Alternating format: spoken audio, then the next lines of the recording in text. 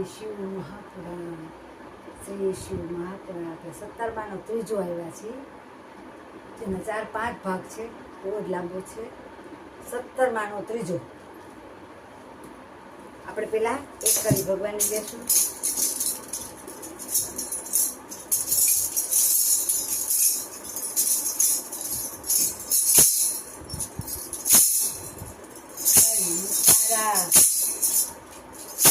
તારા નામની હો માળા છે દુઃખમાં,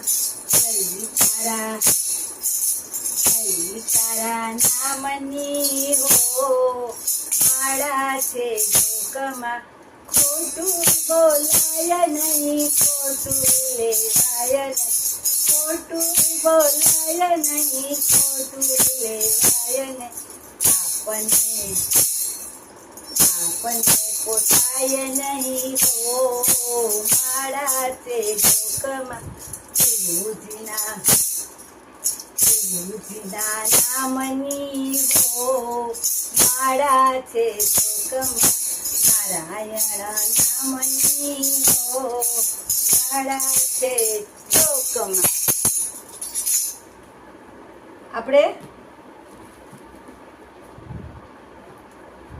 ત્રીજો ભાગ આવ્યા છીએ. હે ગણપતિ દાદા, રીધિ સિદ્ધિ સહિત આખો પરિવાર તમે અમારા શિવપુરાણ વાંચવામાં હાજર રહેજો. અમારી ભૂલચૂક થાય તો માફ કરજો. અમને બીમાર હોય એવા લોકોને તમારી પાસે લઈ લેજો. અને બાળકોને વિકાળ સંધ્યા, સવારે ઉઠતા, બપોરે જમતા, સાંજે સૂતા 3 ટાઈમ ખાસ લેજો. બાળકોને દાદાના કેન્દ્રમાં મોકલજો, બાળ સંસ્કાર કેન્દ્રમાં મોકલજો. વડીલો દાદાના કેન્દ્રમાં જાજો. એટલે એવી મારી અપીલ છે. ને આપણે કરી લેશું દાદાની. અને મેં લાઈવ વિડીયો ઉતાર્યો છે કાલે. આજે કેટલામી તારીખ છે? 21 તારીખ પર શનિવારે લાઈવ ઉતાર્યો છે.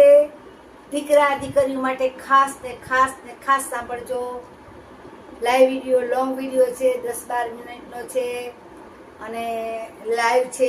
એ તમે ખાસ સાંભળજો. મારા મિત્રોને અપીલ છે. અને ફેસબુકમાં પણ ઉતાર્યો છે, તો આપણે કડી દાદાની લેશું. ને ખાસ સાંભળજો. સૌ તો ફેમિલીમાં સાંભળજો. લાઈવ મેં લીધો છે. કરાગ્રે વસતે લક્ષ્મી, કરમુએ સરસ્વતી, કર મધ્યે તુ ગોવિંદમ, પ્રભાતે કર દર્શનમ, સમુદ્ર વસને દેવી, પર્વત સ્તન મંડલે, વિષ્ણુ પત્ની નમસ્તુભ્યમ, પાદસ્પર્શસ્વમે, વસુદેવ વસુદમ દેવમ, કંસચારુણમર્દનમ, કંસચારુણમર્દનમ. ત્રીજો ભાગ આવ્યા છીએ. હે બ્રાહ્મણો, પ્રથમ નમ શબ્દ લઈ પછી શિવ નામ, ચોથી વિભક્તિ સાથે જોડવું એટલે એ શિવ પંચાક્ષર નમઃ શિવાય મંત્ર થશે. એ શિવ પંચાક્ષર નમઃ શિવાય મંત્ર થશે. જે પંચતત્વો રૂપ તથા સ્થૂળ પ્રણવ મંત્ર જ છે. અને એ જ શિવ પંચાક્ષરના 5થી મનુષ્ય સર્વ પ્રકારની સિદ્ધિ મેળવે છે. અને આ પંચાક્ષર મંત્ર સાથે ઓમ સૂક્ષ્મ પ્રણવ મંત્ર ઓમ જોડીને સાથે મંત્ર ઉચ્ચારવો. અને આમ સપુટો પંચાક્ષર મંત્રો સદા જપ કરવો. એ જ બ્રાહ્મણો ગુરુના ઉપદેશ થકી આ પંચાક્ષર મંત્રો મેળવી જ્યાં મુખ પ્રફુલ્લિત રહે એવું સ્થળ છે, સ્થાન અને સૌથી પવિત્ર ભૂમિ પર મુખેથી બેસી શુલ્ક પક્ષ પ્રતિપ્રદાથી આરંભ કરી કૃષ્ણ પક્ષની 14 સુધી નિરંતર એકમાત્ર જપ કરવો, ખાસ કરી માધવ. અને ભાદરવા માસનું વિશે મહત્વ છે. ભાદરવા માસ અમાસનું મહત્વ છે. આજ સ્વયં સર્વ કળિયુગ ઉત્તમોત્તમ ગણેલો છે. અને સાધકે જપ સાધના અને ધર્મ દરમિયાન દરરોજ એકવાર પરિચિત્ર ભોજન કરી મૌન પાડી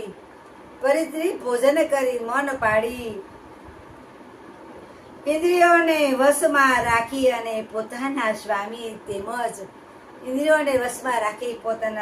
તેમજ માતા પિતાની નિત્ય સેવા કરતા નિયમમાં રહી અને જપ કરનાર પુરુષ 1 સહસ્ત્ર જપ કરતા જ શુદ્ધ થાય છે. શું કહે છે? માતા પિતાની સેવા એ ઉત્તમ ફળ છે. અત્યારે કોઈને મા બાપ ગમતા નથી, તો મારા મિત્રો જો વાંચવામાં પણ કહે છે કે તમે માતા પિતાની સેવા શુદ્ધ થાય એ પછી આવા આચરણ વગર સદા જ ઋણી રહે છે, જે 3 યુક્ત થતો નથી. તો આપણે આપણા વડીલોની સેવા કરશું.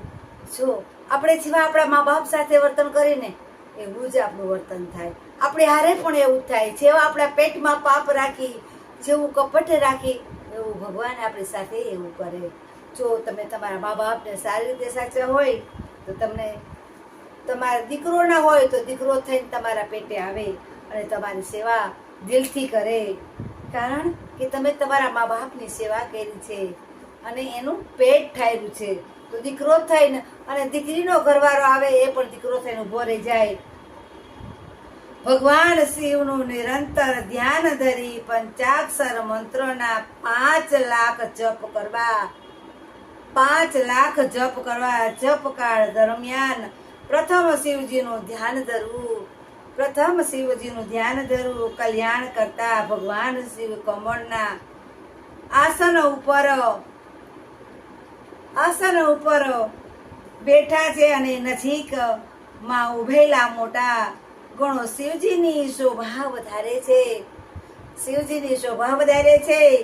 મૃગ ચર્મ ધારણ કરનાર વરદાય તથા સંભય મૃદાના હાથવાળા અને નિત્ય અનુગ્રહ કરનારા સદાશિવનું પૂજન કરી અને હૃદયમાં કે સૂર્ય મંડપમાં તેમનું મનથી ધ્યાન ધરવું અને જપનું શુદ્ધ કર્મ કરનાર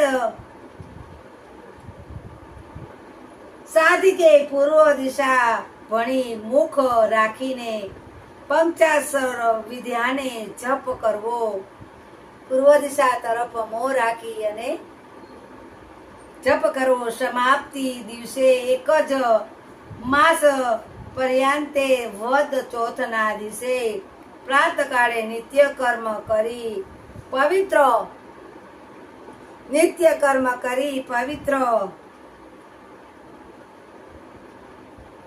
થઈ શુદ્ધ હૃદયથી પંચાક્ષર મંત્રના 12,000 જપ કરવા. ત્યારબાદ શ્રેષ્ઠ અને શિવ ભક્ત હોય એવા 5 બ્રાહ્મણોને તેમની પત્નીઓ સહિત ત્યાં બોલાવી અને વર્ણન કરવા. અને તે ઉપરાંત ત્યાં એક શ્રેષ્ઠ આચાર્ય પર્વનું પણ વર્ણન કરવું. આજ સર્વને સામ્ય સદાશિવ સ્વરૂપ જ સમજવા ઈશ્વા સત્પુરુષ અઘોર વામદેવ તથા અઘોચાત આ પાંચેય પત્ની સ્વરૂપ 5 શ્રેષ્ઠ અને શિવ ભક્ત બ્રાહ્મણોને આમંત્રિત કરી વર્ણન કરવું અને પછી પૂજન સામગ્રીને એકત્રિત કરી ભગવાનની શિવજીનું પૂજન આરંભ કરવું. વિવિધ પૂર્વક શિવની પૂજા કરવી, હોમ હવન યજ્ઞ આરંભ કરવો અને પોતાના ગૃહસ્થ મુજબ સુખના કર્મ અર્થાત પરિશ્રમો અને ઉપલેપન ઉદાહરણ કરવું. લાઈક કરજો, શેર કરજો, સબસ્ક્રાઇબ કરજો. તમારા ફેમિલીમાં ખાસ સાંભળજો. ભાનુબેન યુટ્યુબમાં ફળદુ ભાનુબેન દિલીપભાઈ, ઇન્સ્ટાગ્રામમાં ફળદુ ભાનુબેન દિલીપભાઈ, ફેસબુકમાં ભાનુબેન દિલીપભાઈ ફળદુ. તમે ટીવીમાં સર્ચ કરશો એટલે મારા પ્રોગ્રામ આવશે. મનોરંજન છે, શિવપુરાણ છે અને વાર્તા તો તમે તમારા બાળકોને ખાસ જોઈન્ટ ફેમિલીમાં વાંચો. તમારા બાળકો એથી કરીને કોઈ અવડે રસ્તે ન જાય એવી બધી વાર્તા, એક વાર્તા આવી છે. એક જેટલી મેં વાર્તા લીધી છે એટલી બધી એકથી એક સમજા જેવી છે. આખા વડીલોને, નાના મોટાને બધાને સમજા જેવી છે.